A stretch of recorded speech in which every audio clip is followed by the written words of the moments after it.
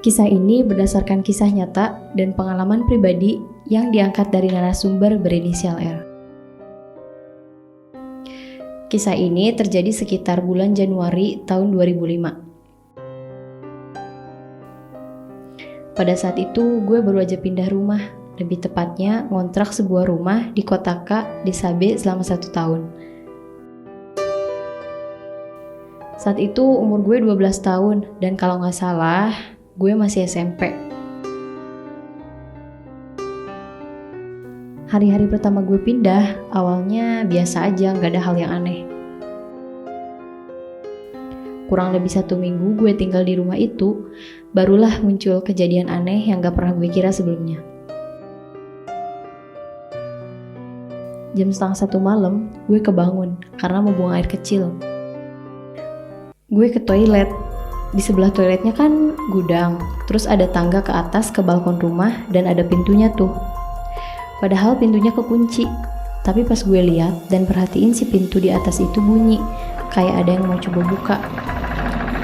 Di situ gue cuman bilang, palingan cuman angin. Setelah gue keluar dari toilet, suara bunyi dari pintu itu muncul lagi. Pas gue tengok, apa yang gue lihat? Pintu itu udah dalam keadaan kebuka dan ada sosok cewek berbaju putih lagi berdiri tepat di depan pintu ngeliat ke gue. Gue shock dan langsung nyamperin orang tua gue di kamarnya. Mereka gak percaya dengan apa yang gue lihat barusan, malah dikiranya gue ngigo. Beberapa minggu kemudian, kejadian aneh itu muncul lagi. Kali ini gue nyium bau amis yang nyengat banget di kamar gue. Dan bukan cuma gue yang ngerasain, bahkan orang tua gue juga.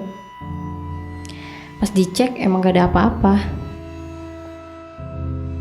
Pas lagi tidur gue kebangun karena nyium bau amis itu lagi.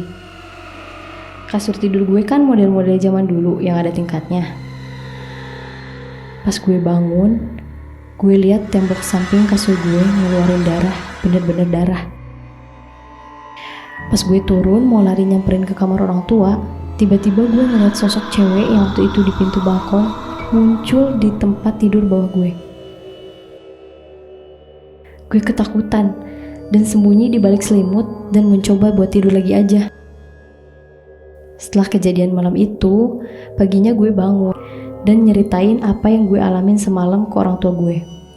Tapi lagi-lagi, mereka gak percaya sama apa yang gue ceritain. Setelah kejadian itu, beberapa kejadian aneh lainnya terjadi. Kali ini di desa, bukan di rumah. Banyak warga yang cerita, katanya mereka ngelihat keranda terbang sendiri. Dengar cerita itu, gue sempat nggak percaya. Sampai suatu hari, gue main di rumah temen. Sekitar jam 7 malam, gue sama teman-teman main di kandang kambing dengan tujuan mau ngambil burung merpati yang ada di pohon jambu, nggak jauh dari kandang kambing itu. Pas teman gue naik ke pohon jambu itu, tiba-tiba dia kaget, ngelihat ke atas, dan dengan apa yang dilihat itu, gue sama teman-teman lain ikut kaget. Karena tepat di atas pohon jambu itu ada keranda terbang sendiri. Gue sama teman-teman langsung lari ke rumah teman gue, dan ternyata si keranda itu terbang ikutin kita. Pas lari, gue ngerasa si keranda itu ngeluarin pasir, sampai bener-bener kerasa kayak hujan. Pas nyampe di rumah temen gue itu, tiba-tiba keranda yang terbang itu hilang. Gak tahu kemana. Waktu berlalu. Sekitar bulan April, tiba-tiba kejadian aneh di rumah gue terulang kembali. Kali ini gak cuma sekali, tapi di dalam 1 hari itu bisa sampai ada 3 kejadian aneh. Pertama, waktu itu kira-kira jam 12 siang gue mau mandi. Pas gue tutup pintu kamar mandi, gue ngeliat sosok cewek yang dulu ada di belakang pintu kamar mandi.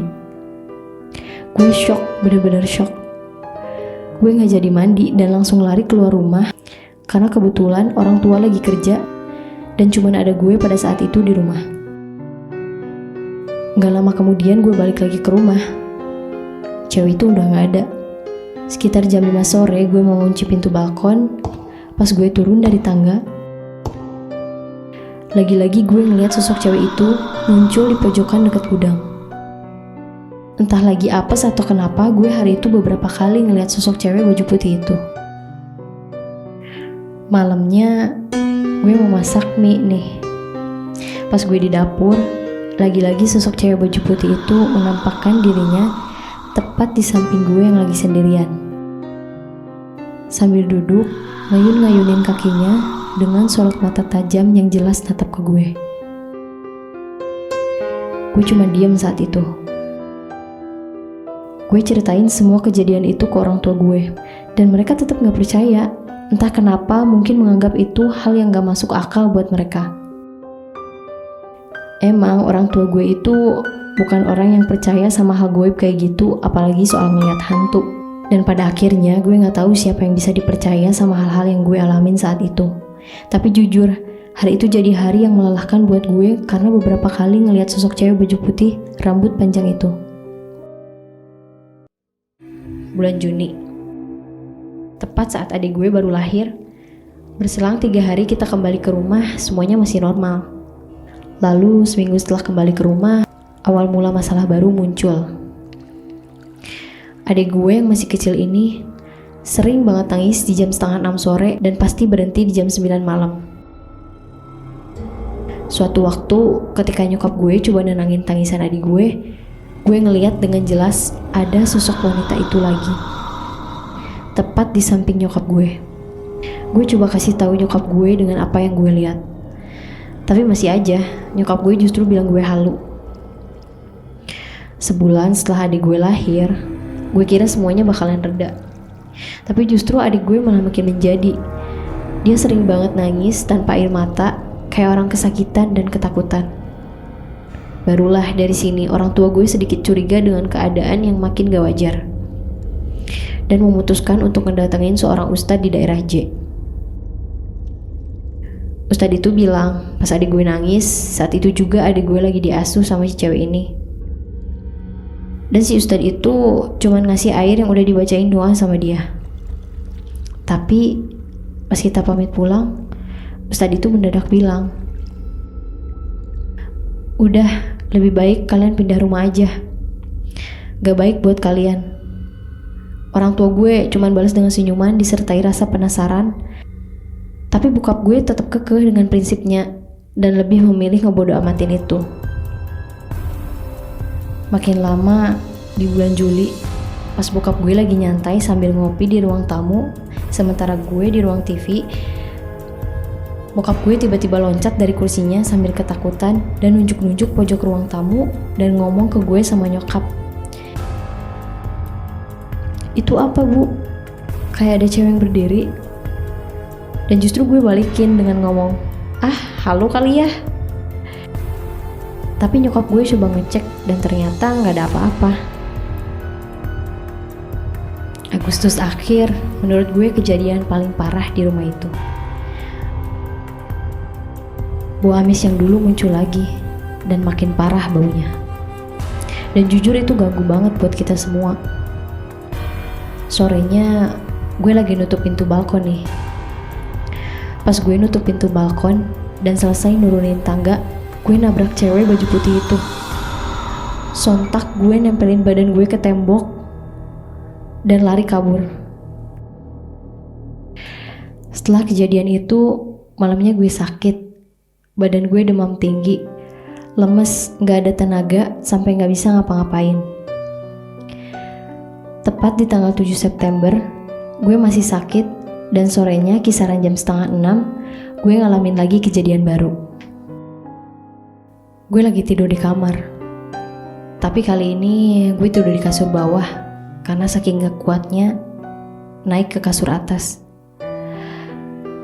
Gue kebangun lagi tuh malamnya. Pas gue buka mata, sosok cewek itu muncul lagi tepat di depan mata di atas gue tidur.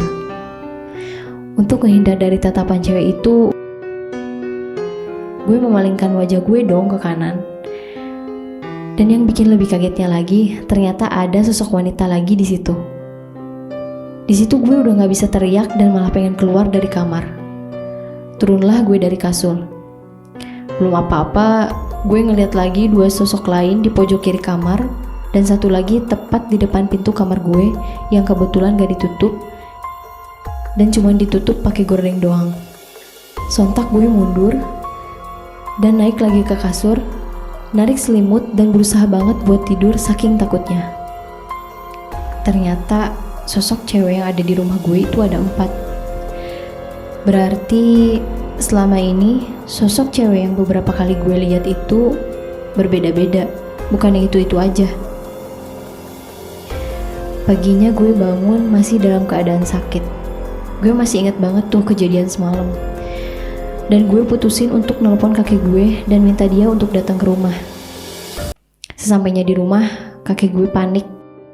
"Ada apa nih?" kata kakek gue. Gue ceritain semua kejadian dari awal sampai akhir. Gue maksa ke kakek gue untuk bawa gue keluar dari rumah karena gue gak mau tinggal di sini lagi dan gue mau sama kakek gue aja.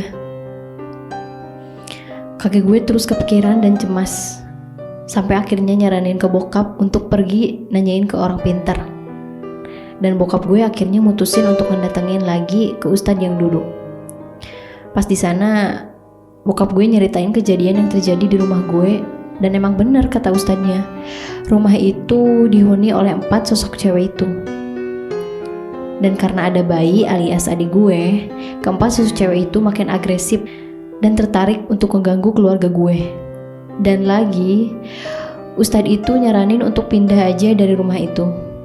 Barulah dari situ orang tua gue percaya sama apa yang udah terjadi. Setelah konsultasi ke ustadz dan minta saran dari kakek gue, akhirnya hari itu juga gue dan keluarga langsung keluar dari rumah itu dan pindah rumah lagi. Wah, gue bener-bener gak percaya sama apa yang udah gue alamin selama tinggal di rumah itu. Dan pada akhirnya setelah banyak kejadian yang gue alamin selama ini, gue dan keluarga bener-bener keluar dari rumah itu karena gue udah bener-bener gak kuat ngadepinnya sampai mental gue keganggu.